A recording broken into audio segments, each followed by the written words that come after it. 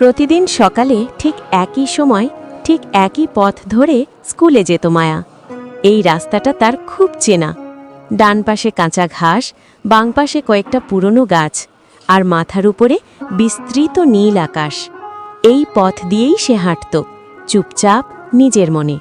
কিন্তু সেদিনের সকালটা ছিল একটু আলাদা।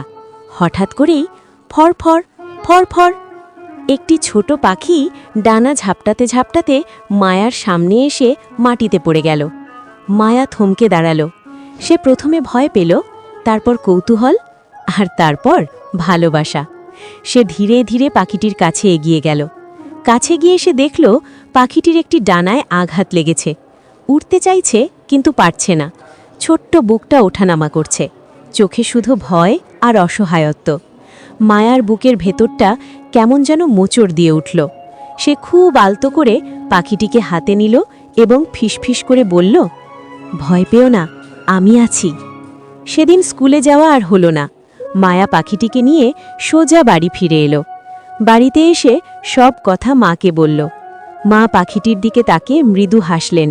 তিনি বললেন, মা, আল্লাহর সৃষ্টি এটা, যত্ন করলে আল্লাহই ওকে সুস্থ করে দেবেন। সেই দিন থেকেই শুরু হলো মায়া আর পাখিটির এক নীরব বন্ধন। প্রতিদিন স্কুল থেকে ফিরে মায়া প্রথমেই পাখিটির কাছে যেত, পানি দিত, খাবার দিত, ডানায় ওষুধ লাগাত। সে পাখিটিকে আদর করে কথা বলতো, যেন পাখিটা সব বুঝতে পারে। আর সত্যি, পাখিটাও ধীরে ধীরে ভয় কাটিয়ে উঠল। মায়াকে দেখলেই মাথা কত করত, ছোট্ট করে ডাক দিত, চির চির। দিনের পর দিন কেটে গেল।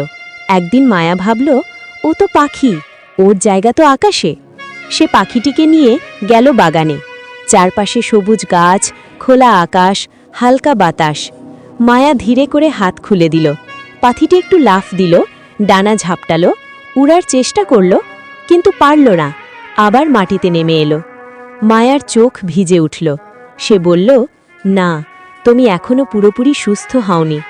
সে আবার পাখিটিকে বাড়িতে নিয়ে এলো। আরও যত্ন, আরও ভালোবাসা, আরও ধৈর্য। দিন যায়, রাত আসে। একদিন মায়া বুঝতে পারল পাখিটি আর খাঁচায় থাকতে চাইছে না। ডানা মেলে ধরছে, জানালার দিকে তাকিয়ে থাকছে। মায়া বুঝে গেল সময় হয়েছে।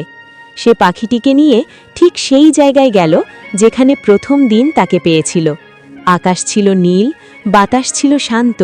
মায়া চোখ বন্ধ করে বলল, আজ তুমি মুক্ত, উড়ে যাও, নিজের আকাশ খুঁজে নাও। হাত খুলে দিতেই পাখিটি ডানা মেলে ধরল। একবার, দুবার, তারপর সে উড়ে উঠল মুক্ত আকাশে। মায়ার চোখ দিয়ে জল গড়িয়ে পড়ল, কিন্তু সেটা ছিল কষ্টের নয়, ভালোবাসার জল। মায়া ধীরে ধীরে বাড়ির পথ ধরল। হঠাৎ ফরফর, সে পেছনে তাকিয়ে দেখে সেই পাখিটি আবার উড়ে এসে তার কাঁধে বসেছে। মুক্ত আকাশে যায়নি, মায়ার সাথেই ফিরে এসেছে। মায়া হেসে কাঁদতে কাঁদতে বলল, তুমি আমার ভালোবাসাটাকেই ঘর ভেবেছ, তাই না? পাখিটি যেন উত্তর দিল, চির চির। এই গল্প আমাদের শেখায়, ভালোবাসা কখনো জোর করে ধরে রাখে না, কিন্তু সত্যিকারের ভালোবাসা থাকলে স্বাধীনতাও ফিরে আসে ভালোবাসার কাছেই।